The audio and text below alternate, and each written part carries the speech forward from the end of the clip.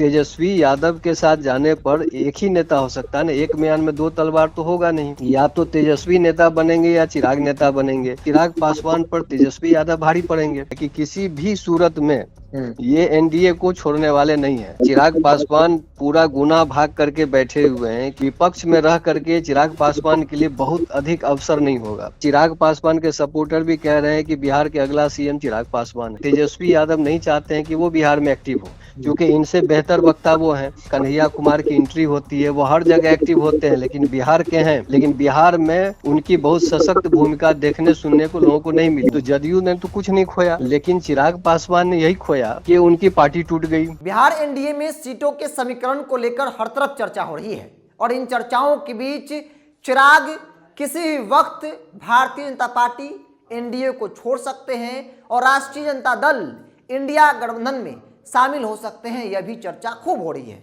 लेकिन सवाल बड़ा है कि क्या चिराग पासवान की राजनीति लालू यादव के साथ तेजस्वी यादव के नेतृत्व वाली बिहार इंडिया गठबंधन में सुरक्षित है? इन सवालों का जवाब जानने के लिए हमने बातचीत की बिहार की राजनीति के वरिष्ठ पत्रकार जयकृष्ण जी से।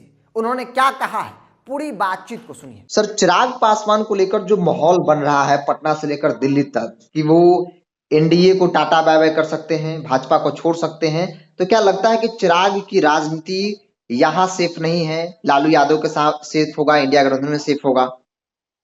देखिए, मुझे लगता है कि अभी चिराग पासवान की नाराजगी या सीट शेयरिंग को लेकर के जो अंदर खाने की बातें हो रही है, उसमें सच्चाई कुछ और ही है। और जो अंततः निर्णय लिया जाना है वो चिराग को भी पता है, उनके समर्थकों को भी पता है, बीजेपी को भी पता है।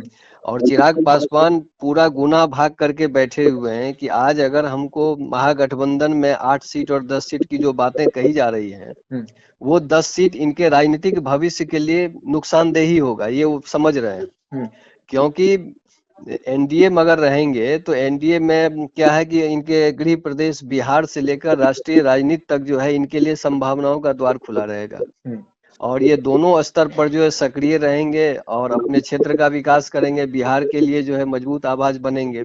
लेकिन अगर ये महागठबंधन में जा रहे हैं तो अगर मान लीजिए कि लोकसभा चुनाव में एनडीए की वापसी हो गई केंद्रीय सत्ता में, तो ये इंडिया गठबंधन या बिहार में महागठबंधन ये विपक्ष की राजनीति करेगी। तो विपक्ष में रह करके चिराग पासवान के लिए बहुत अधिक अवसर नहीं होगा, पहली चीज। दूसरी चीज है कि इंडिया गठबंधन में नेतृत्व की जंग है। यहाँ युवा नेतृत्व की बात कही जा रही है, तो अभी तेजस्वी यादव जी ने जो पिछले दिनों रैली भी किया, जन विश्वास रैली, और एक नेतृत्व के रूप में वो उभरे, मजबूत नेतृत्व। और चिराग पासवान के सपोर्टर भी कह रहे हैं कि बिहार के अगला सीएम चिराग पासवान है। तो तेजस्वी यादव के साथ जाने पर एक ही नेता हो सकता है ना, एक म्यान में दो तलवार तो होगा नहीं। या तो तेजस्वी नेता बनेंगे या चिराग नेता बनेंगे। तो जो वोट ताकत है, जो राजनीतिक शक्ति है बिहार के अंदर, उसमें चिराग पासवान पर तेजस्वी यादव भारी पड़ेंगे। और तेजस्वी यादव कभी नहीं चाहेंगे कि उनके नेतृत्व को कोई सशक्त चुनौती दे। तो वैसी स्थिति में अगर ये महागठबंधन के साथ आते हैं तो कम से कम अभी जो भी इनको नफा नुकसान हो सीटों के आधार पर, लेकिन आगे की राजनीति इनकी बिहार में भी कमजोर हो सकती है और राष्ट्रीय स्तर पर तो उस पर प्रभाव पड़ेगा ही। और इसका उदाहरण आप देख लीजिए, कन्हैया कुमार जो बहुत ही अच्छे वक्ता माने जाते हैं, तेज तर्रार युवा नेतृत्व थे, लेकिन पिछली बार क्या हुआ, 2019 के चुनाव में सीपीआई ने काफी कोशिश किया कि बेगूसराय से उनको सपोर्ट कर दे आरजेडी, और आरजेडी को पता था कि हम सपोर्ट करेंगे तो वो चुनाव जीत जाएंगे। लेकिन आरजेडी ने सपोर्ट नहीं किया और अपना कैंडिडेट दे दिया तनवीर हसन साहब को, और नतीजा क्या निकला कि भाजपा के गिरिराज सिंह चुनाव जीत गए।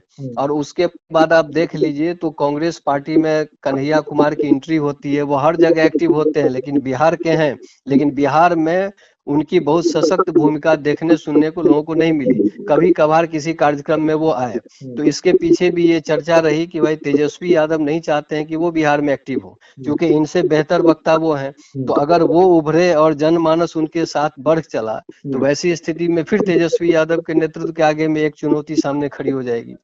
तो ये सारी चीजें हैं और इस चीज को मैं समझता हूँ चिराग पासवान भी समझते होंगे, इसलिए उनको लग रहा है कि इनके साथ जा करके हमको तात्कालिक जो भी लाभ हो लेकिन दीर्घकालिक नुकसान हो सकता है। इसलिए अब एक तरह से जो चल रहा है मान मनोबल और ये वो, तो मुझे लगता है कि एक राजनीतिक माहौल अपने पक्ष में करने के लिए ये सब हो रहा है। निर्णय जो होना है वो दोनों पक्ष को पता है। मतलब कि ये माहौल सिर्फ बनाया जा रहा है, इससे गठबंधन बदलने का कोई लेना देना नहीं है। बिल्कुल बिल्कुल। अभी भी आप देख लीजिए, अभी कल जो इन लोगों का प्रेस कॉन्फ्रेंस हुआ है तो उसमें भी ये बात नहीं कही गई है कि हम इस पर भी विचार कर रहे हैं। जो महागठबंधन की ओर से कथित तौर पर इन लोगों को ऑफर मिला 8+2 यानी 8 बिहार में और 2 यूपी में, अभी इसमें कितनी सच्चाई है मुझे नहीं पता, लेकिन इन लोगों ने कहा कि हम स्वागत तो करते हैं लेकिन हम एनडीए के साथ हैं।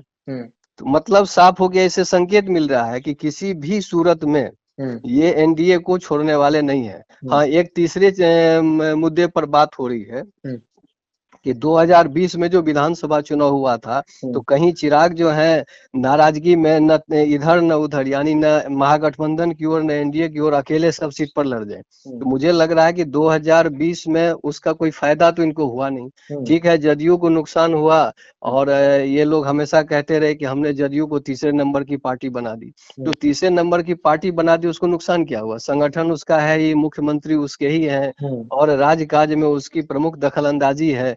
और महागठबंधन में गए तो वहां भी अहमियत मिली, कुर्सी मिली, और वापस फिर एनडीए में आए तो वहां भी वही चीज है, प्रधानमंत्री ने उतना ही सम्मान दिया। तो जदयू ने तो कुछ नहीं खोया, लेकिन चिराग पासवान ने यही खोया कि उनकी पार्टी टूट गई। 6 में से 5 सांसद एक तरफ चले गए, ये अकेले हो गए। एक विधायक इनके जीत कर आए थे वो जदयू में चले गए। तो प्राप्ति क्या हुई? फिर ये पूरा टर्म जो है आप देख लीजिए तो विपक्ष की ही राजनीति ये करते रहे। और तो आज भी मान लीजिए कि एनडीए सत्ता में है, ये भी एनडीए में है, लेकिन जो एक सत्ताधारी खेमे का अंदाज होता है उससे अलग इन लोगों का अंदाज है। तो प्राप्ति कुछ नहीं हुई। तो वैसी स्थिति में अगर फिर से ये मान लीजिए कि सभी सीटों पर लड़ेंगे और नो मेंस लैंड वाली बात कि न एनडीए और न इंडिया या महागठबंधन, तो मुझे लगता है कि इसमें भी कोई फायदा तो नहीं होगा। अलबत्ता हो सकता है कि और दीर्घकालिक नुकसान ही हो जाए। नुकसान हो जाए। जी ठीक है, थैंक यू।